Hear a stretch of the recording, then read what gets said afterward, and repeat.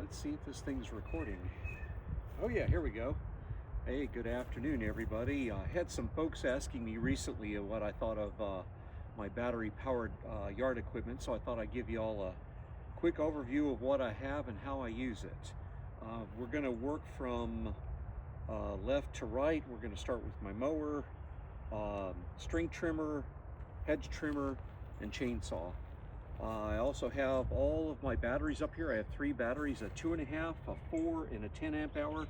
I have 2 chargers. Charger that came with the 4 amp is rated for 320 watts continuous, and the big boy that came with the 10 amp battery runs at I think it's 700 or 750. This charger, of course, will charge all the batteries in the line. You can hook it up to your smartphone and have it tell you the status of charge, and give you a notification when your battery's fully charged, etc., etc. So and subsequently the smallest charger will charge any of the batteries as well. Of course, it'll take longer for the larger batteries, but for some people that really want to play it safe with battery life and temperature, any of these chargers are adequate. One of the things I like about the Ego line of chargers is that while they're charging, they have an internal fan that blows air through these vents into the back side of the battery, and the battery is vented from inside to outside, so it keeps the internal battery system rather cool.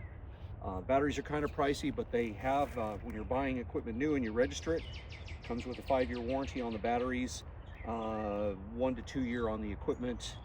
And let's go ahead and start with the mower.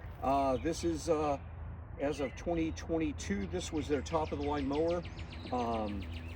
Comes with an 8 horsepower equivalent electric brushless electric motor on it. This is what they call their I call it dual cut or extra cut, or I forget the brand name that they called the dual blade mowers. It's a nice touch. It does noticeably better cuts, but if you're cutting into really crap grass or really thick grass or whatever, you can go ahead and swap back out to a heavier single blade if you want to increase your blade life. Nice thing I like about these units, of course, is that they not only store on their ends because you don't have any gas or oil to be concerned with. It's easy for cleaning, storing in the shed, etc., etc. Most of the time when I'm running, I have the unit set up with a bagger, and to run the bagger, what I do is let me get this back in the center frame here. I install this side chute attachment on the back. I'm sorry, this is when I'm mulching and I just want to discharge out into the yard. I'll put this on the back, out of the way of the spring-loaded plate, and I'll blow stuff into the yard. Otherwise, I'll just grab my bagger and snap it on here, and I'm good to go. Now, if I want to do heavy-duty mulching where the mulch goes straight into the grass and it's not side discharge, then I put in a full plug assembly, which will keep all the grass not only from coming out the back, it'll even coming up from the pre-charge chute. There are a couple of safeties built into the Ego mower line. Handle safeties are a couple of them. You have to have your handle fully extended before you can run the unit. I'll go ahead and drop the 10 amp hour battery in. If you want to check your battery status, you just push the center button, and you'll see in this case all 5 of the indicator LEDs light up, indicating it's fully charged. Just open her up, drop the battery in, make sure it clicks down, close the cover. I did mention how quiet this unit is, so I'll go ahead and start up the blade. Do that by pressing and holding the center button and grabbing the safety bail. That's how quiet it is. One of the other things I like about electric mowers is that if you just want to move the unit around and you got a long distance to go, or you got to go up a hill or whatever, you can run the unit with the drive wheels without having to run the blade. So all I have to do, if it's got a battery in and the safeties are engaged, have it take me where I want it to go. It's a nice touch. Ego has a single point of adjustment. I think it's 3/4 of an inch all the way up to 4 1/4 or something like that. I don't remember the increments or the initial and finals, but it's all one-handed. If a person were so inclined, they could do that while they're running the mower, as long as they're holding the bale in place. I'm not suggesting that, I'm saying it can be done. That's about all I can think of to mention on the mower, other than it's easy to run, it's quiet. Oh, it does have a couple of headlights on it, and I have found in us warmer states, it's too humid in the morning, you got too much dew on the grass to mow, and in the afternoon, you know, late sun gets kind of warm. So what I do is I start mowing about 30 minutes before sunset, and if I get into some areas that are a little on the darky side, I just turn on the headlights, and it's surprising how helpful they are to get your mow in. Just set back, out of the way. Now, if I'm running a large yard and that 10 amp hour battery runs out of charge, I can also drop my 4 amp and my 2.5 amp hour battery into the mower while the 10 amp is charging. And on the fast charger, on the big charger, I can run that 10 amp up 20-25 minutes from 0 to full charge. So for me to actually have to use any of the smaller batteries in the mower itself is kind of rare. Let's move on to the string trimmer. This is their top of the line trimmer. It features a carbon fiber shaft, and one of its claims to fame is that you can adjust the length of the shaft for operation about, I think it's about 6 inches. And everything on this is adjustable. The handle is quick adjust for position and angle. Over loosened it, so let me tighten up real quick.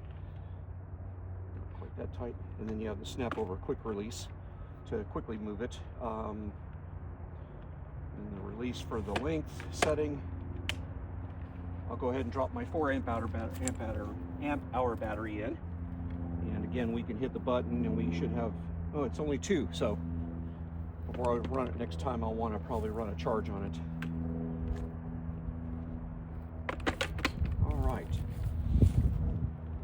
Got a little safety trigger similar to, if you're familiar with the Glock. Keeps inadvertent depressions and power-ons of the unit. I just push that forward with one finger, and I can run the unit. The unit has a low speed and a high speed on these 2 LEDs up here. And then you zoom away. All there is to it. And then for storage, what I prefer to do is loosen everything up and make it as compact as possible. Just a little bit easier to throw in a wheelbarrow or into the storage area. I'm going to go ahead and pull the battery off. And again, like I mentioned on the lawnmower, if I want to go to a smaller battery while the bigger battery's charging, no problem. And I could, if I really wanted to, I could even run the 10 amp hour battery on here, although you might find it gets kind of rear heavy if that arrangement is made. Pop that battery off. This was a pawn shop acquisition. I saved $100 or so when I purchased it. Had a 30-day return. I bought it 2 years ago. Just happy. This was given to me by a neighbor. He found it at a Goodwill store. He bought it, never got a battery for it, so he just gave it to me, I think about 2 years ago. It's a shrub trimmer, hedge trimmer. I'll go ahead and, it didn't come with a battery or a charger, but hey, the price was right. I'll go ahead and slide my 2.5 on. Okay, clicks into place. Now this has a safety on the front handle, large green switch there. So that has to be engaged, and you're good to go. I think this will cut shaft material up to 3/4 of an inch, and I've never run one of these before. I've never run a power hedge trimmer before I got this one. One of the things I've learned is if it comes into something it can't contact, it'll just bounce off of it and cycle the blades. So it's I don't want to say it's a safety feature, but it keeps you from really messing up your tool or getting into a compromised safety situation.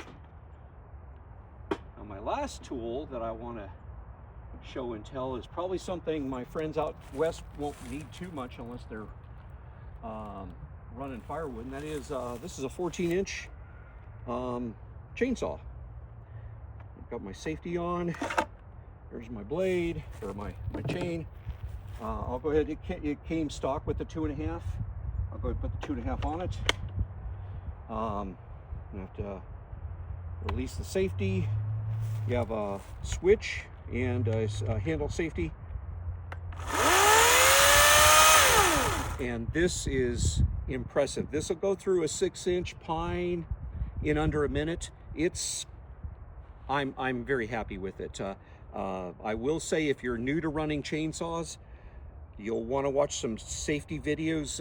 Buck and Billy Smith, I think, is one fellow that, you know, he's quite a vocal guy. He likes to talk a lot. Very friendly guy. Goes into some safety. There are plenty of safety materials available online. I would consider also, just if there's a local forestry safety class or chainsaw operation class, you might want to consider that. Of course, you have your buck, your safety buck. If you're cutting, you get a kickback, that'll bring the chain to an immediate end.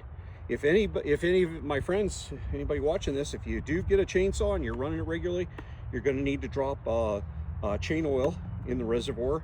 And if you are going to be going that direction, and you let me know, I picked up a gallon of chain oil last year, so I've got plenty. I'll bring you some, or come over and get some. All right, let me go ahead and set my safety so that doesn't go off inadvertently. If you're going to be working with significant shrubbery or forestry, I would suggest that before you go to a chainsaw, that this become one of your good friends. And I think her name is Molly, Molly Hatchet. But before you get into, and even if you are running a chainsaw, you're going to need to drop smaller debris, etc., etc. And you'll find that chainsaws hang up in smaller debris. Anything less than about 1 inch in diameter, instead of cutting right away, it'll get pulled into the chainsaw. You won't get well, you might get tangled up depending on how much brush you're trying to get through. Let me get out of the way here. If you have any questions, feel free to let me know. I've been very pleased with the tool platform. I've really had no significant issues. They've always operated for me. I try to perform recommended maintenance in the owner's manuals. The owner's manuals are available online. I just downloaded them and flipped through them when I got these pieces of equipment.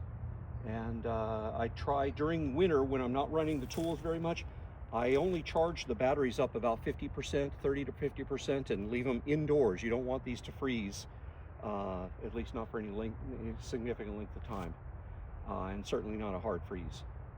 That's all I've got for you. I hope you enjoyed my presentation, and hope you'll consider, if you're going to be getting new power equipment for your yard work or forest work, that you'll look at some of the battery-powered options. Enjoy and run safe.